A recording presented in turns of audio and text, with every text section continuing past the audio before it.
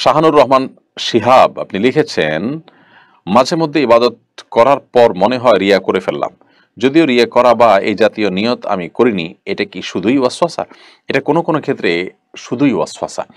বিশেষ করে এ ধরনের কথা আপনার মাথায় মোটেই আসেনি, অথচ এই বিষয়ে আপনাকে পেরেশান করছে, অস্থির করছে। যদি এরকম হয় তাহলে সেটা শয়তানের ওয়াসওয়াসা, এবং শয়তান আপনাকে পেরেশান করে আপনার ইবাদতের মনোযোগকে নষ্ট করতে চায়, অন্যদিকে আপনার ইবাদতের মনোযোগটাকে ডাইভার্ট করতে চায়। সেজন্য আপনি এগুলোকে কোনো অবস্থাতে পাত্তা দিবেন না। বিশেষ করে যখন এরকম পরিস্থিতি থাকবে, অর্থাৎ আই মিন আপনার ইবাদতের মধ্যে আপনার কাউকে দেখানোর কোনো ইচ্ছাই আপনার নাই, আপনার মনেও সেরকম কিছু ছিল না, অথচ আপনার কে কেউ যেন বলছে যে তুমি এর জন্য করছো, ওয়াসওয়াসা। এরকম ওয়াসওয়াসাকে পাত্তা দেওয়ার কোনো কাজ দরকার নেই। আপনি আপনার নিজের মতো করে ইবাদতগুলো করে যাবেন এবং আল্লাহ তাআলার উপর ভরসা করবে, আল্লাহ তাআলা আপনার ইবাদত কবুল করবেন ইনশাআল্লাহ তাআলা। অনেক সময় আমরা ইবাদত করার সময় কাউকে দেখানোর উদ্দেশ্য নাই, কিন্তু ইবাদত শুরু করার কিছুক্ষণ পর হয়তো কেউ দেখে ফেলেছে, তখন আমাদের মধ্যে ভালো লাগা কাজ করে। যদি এরকম হয় তাহলে সেটাও কিন্তু লৌকিকতা বা মানুষ দেখানোর কারণে নষ্ট হওয়া যে ইবাদত, সে তার মধ্যে পড়বে না। আমির হামজা এআইডি থেকে আপনি লিখেছেন, আমি সৌদিতে লন্ড্রির কাজ করি, মাঝে মধ্যে কাপড়ের ভিতরে টাকা পাওয়া যায়, এই টাকা কি আমি খরচ করতে পারবো? অবশ্যই আপনি খরচ করতে পারবেন না।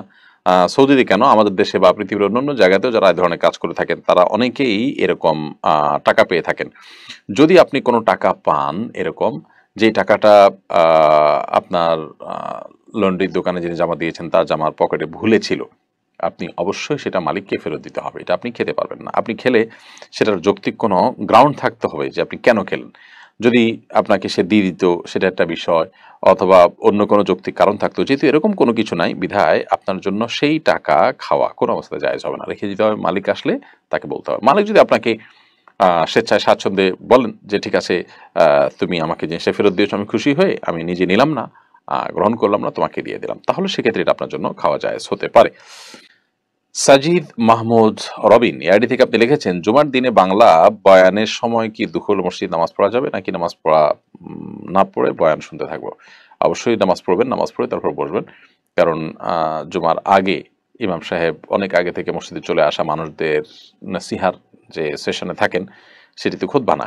বিধায় যেহেতু খুতবা না, অতএব আপনি মসজিদে ঢুকেছেন, ঢোকার পর 2 রাকাত সালাত আদায় করবেন। অনেক ইমামদের মতো তো খুতবা চলাকালীনও নামাজ পড়ার কথা তারা বলেছেন। সেখানে আপনি বাংলা যে নসিহা সেশন বা বক্তব্য চলে, তখন দখল মসজিদ না পড়ে বসার কোনো সুযোগ নেই। মসজিদে যখন বসবো, দখল মসজিদ পড়ে তারপর আমরা বসবো। নবী সাল্লাল্লাহু আলাইহি ওয়াসাল্লাম খুব গুরুত্ব আরোপ করেছেন। এক ব্যক্তি জুমার দিনে এসে বসে গেছেন, নবী সাল্লাল্লাহু আলাইহি ওয়াসাল্লাম তাকে তুলে আবার সালাত পড়ে তারপর বসার নির্দেশ করেছেন। মওতাজ মেহেক আপনি এআইডি থেকে লিখেছেন, জীবন সঙ্গিনীর জন্য কিভাবে দোয়া করা উচিত? স্পেসিফিক কাউকে পাওয়ার জন্য দোয়া করা যাবে কিনা? দেখুন, যদি স্পেসিফিক কাউকে জীবনসঙ্গী হিসাবে পাওয়ার জন্য আল্লাহ তাআলার কাছে আপনি দোয়া করতে চান, তাহলে এভাবে দোয়া করতে পারেন, আল্লাহ অমুককে আমি জীবনসঙ্গী হিসাবে পেলে যদি আমার জন্য সার্বিকভাবে কল্যাণকর হয়, তাহলে আপনি সেটি সহজ করে দিন। আর যদি সেটা আমার জন্য সার্বিকভাবে কল্যাণকর না হয়, তাহলে আপনি তাকে আমার মন থেকে দূর করে দিন, অথবা এই সম্পর্কটা যেন না হয়। অর্থাৎ কল্যাণকর হলে যেন আমি এটি পাই, আর কল্যাণকর না হলে যেন আমি না পাই আল্লাহ, এভাবে দোয়া করা উচিত। কারণ কল্যাণ ও কল্যাণের মালিক তো আল্লাহ তাআলা, এবং একমাত্র আল্লাহই জানেন যে কোথায় কল্যাণ আছে না আছে। আমরা নিজেরা নিজেদের কল্যাণ নির্দিষ্ট করে যদি বলি আল্লাহ এখানে কল্যাণ আছে, আপনি এখানে আমাকে দেন বা এই জিনিসটা আমাকে দেন, তাহলে সেটা ভুল হবে এবং আল্লাহর উপরে এক ধরনের আপনার কর্তৃত্ব করা আর শামিল হবে। আমরা অনেকেই নিজের জন্য অনেক কিছুকে কল্যাণকর মনে করি, পরে সেটা ক্ষতিকর প্রমাণিত হয়। এই জন্য স্পেসিফিক কাউকে না চেয়ে আল্লাহর কাছে নেক স্বামী, নেক স্ত্রী, স্বামী মানে নারী পুরুষ একে অন্যের জন্য চাইবে। আর যদি নির্দিষ্ট কাউকে চাইতে হয়, তাহলে এইভাবে চাইবে যে আল্লাহ যদি কল্যাণ হয় আপনি করে দেন, আর না হলে আমার মন থেকে দূর সরিয়ে দিন এবং এটিকে আমাদের জন্য না করুন। সূরা ফুরকানের ৭৪ নম্বর আয়াতটি সাধারণভাবে আপনি অর্থ বুঝে আল্লাহ তাআলার কাছে নিবেদন করতে পারেন। রব্বানা হাব লানা মিন আজওয়াজিনা ওয়া যুররিয়াতিনা কুররাতা আয়ুন ওয়াজআলনা লিল মুত্তাকিনা ইমামা।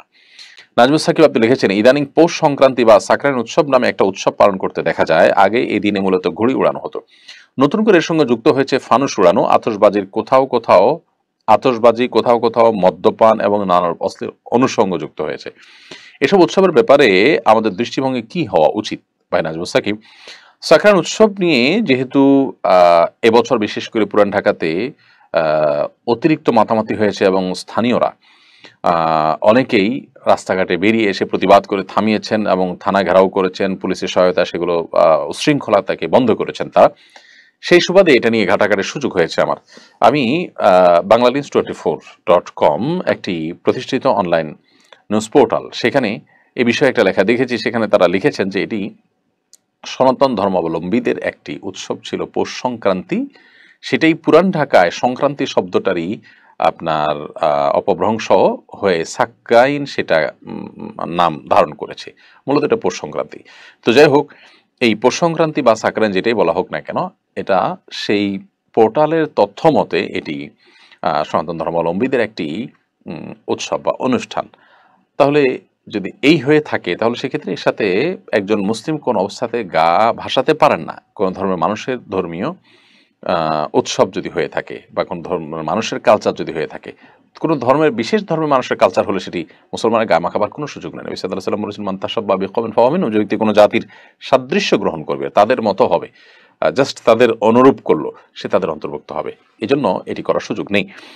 কিন্তু এটা যদি সেরকম, এই তথ্যটা যদি সঠিক না হয় বা এটা যদি সাধারণ রূপ পরিগ্রহ করে, যেটা আসলে কোনো ধর্মীয় কিছু না, বরং এই অঞ্চলে মানুষের একটা আঞ্চলিক সংস্কৃতি, তাহলে সেক্ষেত্রে ইসলাম সেখানে বাধা দিবে না, যদি সেখানে শরিয়া বিরুদ্ধে কিছু না হয়।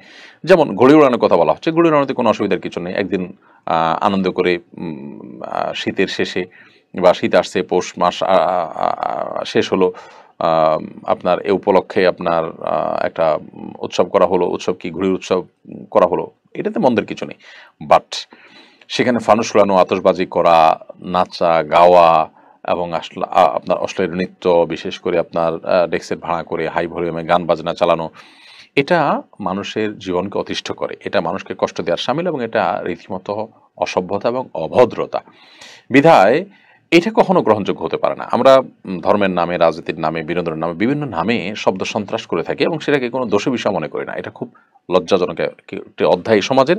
এটার বিরুদ্ধে আমাদের প্রত্যেকটা মানুষের কথা বলা উচিত। সেই সাথে যেই উৎসবে সাথে পশ্চিমা সংস্কৃতিকে গুলিয়ে ফেলা হচ্ছে, সে উৎসব তো এই অঞ্চলে উৎসব হতে পারে না, সেটা আমাদের উৎসব হতে পারে না। বিধায় এগুলোর বিরুদ্ধে আমাদের কথা বলা দরকার এবং আলোচনা উঠানো দরকার যে আমরা দিন দিন আমাদের নিজস্বতা যদি হারিয়ে ফেলি, স্বকীয়তা হারিয়ে ফেলি, তাহলে সেক্ষেত্রে এটা আমাদের নিজেদেরই অকল্যাণ বয়ে আনবে। কোনো জাতি অন্যদের মধ্যে হারিয়ে যায় তাদের সংস্কৃতিকে ধারণ করার মধ্য দিয়ে। অতএব এখানে নাচা গাওয়া, আতশবাজি, ফানুস উড়ানো, অন্যান্য যে বিষয়গুলো যুক্ত হয়েছে, এগুলো অন্য জাতির কালচার আমাদের মধ্যে ঢুকে একাকার হয়ে যাচ্ছে, যেটা আমাদের সত্তাকে বিলীন করে দিতে পারে, আমাদের স্বকীয়তা নষ্ট করতে পারে। বিধায় এগুলোর বিরুদ্ধে আমাদের কথা বলা উচিত। আর সবচেয়ে বড় কথা হলো যে হাই ভলিউমে গান বাজনা এবং ঢাকা শহরের মতো এরকম আপনার বৈদ্যুতিক তারের জাল বিছানো এরকম জায়গাতে ফানুস ইত্যাদি উড়ানো ভয়ঙ্কর বিপদ ডেকে আনতে পারে, প্রায় বিপদ হয়ে থাকে পুরান ঢাকায়। অতএব এগুলোর বিরুদ্ধে আমাদের সামাজিক অবস্থান নিতে হবে এবং কোন অবস্থাতে এটি জায়েজ হতে পারে না।